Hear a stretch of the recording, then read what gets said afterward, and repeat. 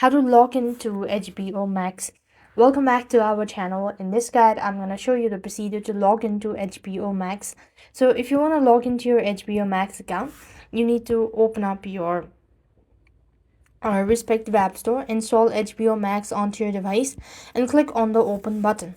After which, click the sign in button at the bottom. Now here you have to provide in the email address associated with your HBO Max account. After which, you need to provide in the password associated with your HBO Max as well.